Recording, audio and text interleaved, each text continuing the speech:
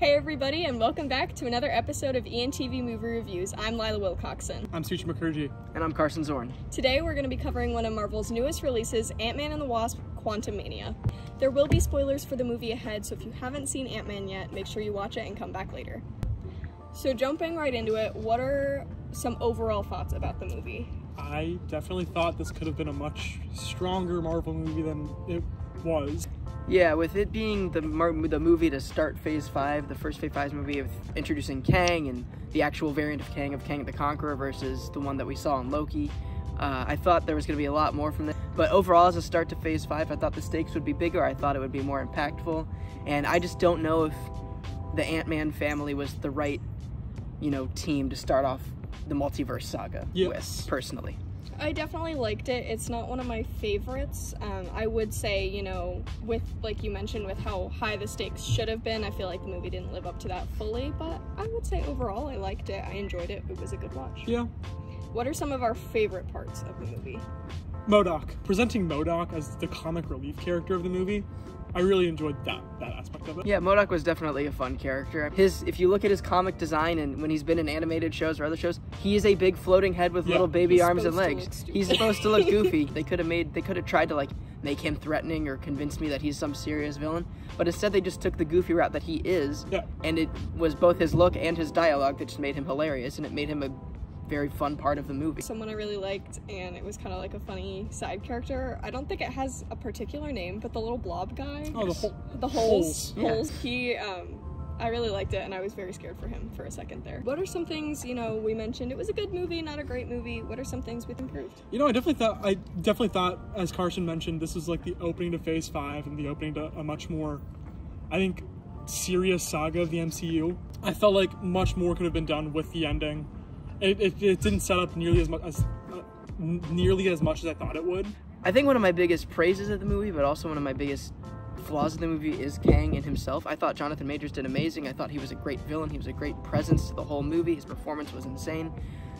But when you have this main villain that you're trying to set up to be the big villain of Phase 5, and he gets defeated by an army of ants at the end of the movie, and then I feel like there needed to end with such bigger stakes in the movie, with Kang getting out of the quantum realm. There felt like there could be so much more they could have done with him that they just chose not to. Parts of his pre-story with Janet, how he just shows up and it's the whole manipulative thing that he pulls. But I feel like on the same token, they didn't do enough reprimanding with Janet. It was here and there, but I think they could have made that a bigger part and kind of given her almost like she had to force some type of character redemption. Yes. And I feel like that was just missing, but it would have given it more depth. Another thing I want to say about this movie that actually surprised me, usually if I have a criticism on a movie's runtime, it's that it should have been way shorter, that I'm like, oh, this could have cut 30 minutes or something. I honestly feel like this movie needed another 20 to 30 minutes to it. I feel like they could have done a lot more character development. I feel like there needed to be a lot more development of Janet, of Kang, and honestly, the Bill Murray character could have gotten more screen time, or the William Jackson Harper character. I think both of them were great additions to the cast that then ended up doing nothing in the grand scheme of the movie. Everything just felt a little rushed, and this is maybe the one movie of the upcoming Phase 5 slate between Guardians, the Marvels, stuff like that, that maybe you didn't want to rush. You wanted to take your time with something as important to this as the phase as a whole, and I don't feel like they did. While we're talking about how the movie ended, what about the mid and post-credit scene? Starting with the mid, that was crazy to watch. That was probably one of the best mid-credit scenes we've gotten in a long time. Yeah, Council of Kangs was crazy. Seeing an on-screen appearance of Rama Tut and Immortus, that was wild. And there's so much more to come out of just Kang variants and how just they are within the MCU.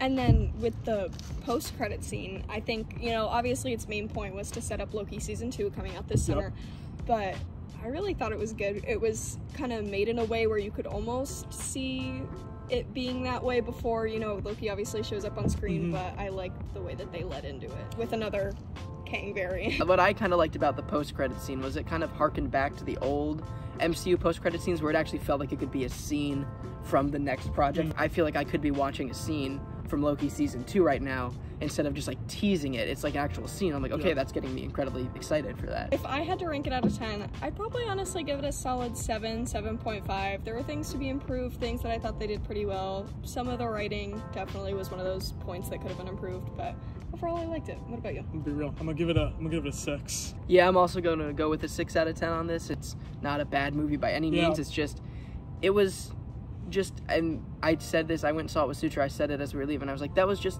kind of a movie. Like, it was just kind of there, it did the thing, it was entertaining. I'm not saying it's not entertaining. Like, would I pay to go see it in a theater again? Probably not, but when it hits Disney Plus, would I mind throwing it on a Saturday night? No, not whatsoever.